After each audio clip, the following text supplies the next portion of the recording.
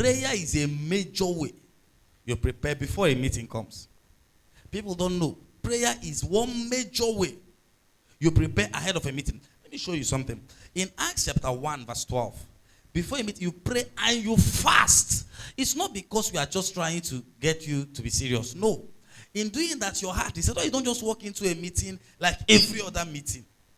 In case you don't know, you can come into a meeting and just go like that. Bible said, then return. This was after Jesus ascended.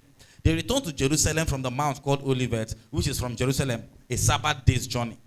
Verse 13.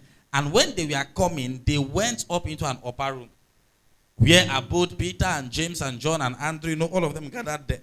Praise God. Now, verse 14. These all continue one accord. In what? In what?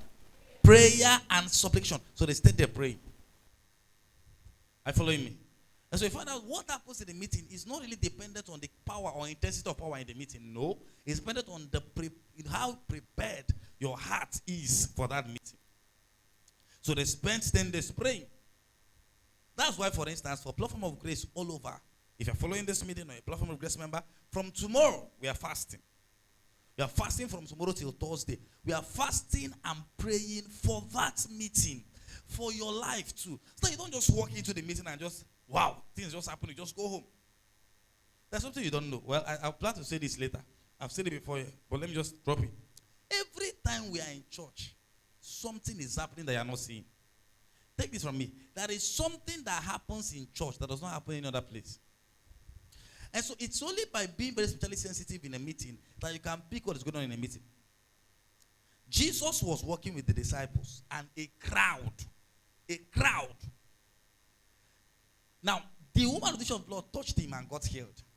If Jesus did not announce somebody touched me, nobody would have known somebody just got healed at that moment. You get the point? As I'm teaching, someone is getting healed. As we are singing, someone is getting blessed. As we are praying, someone is getting an alert. Things are happening that you don't know because you're not connected to it. Are you following me? So the first thing is you pray.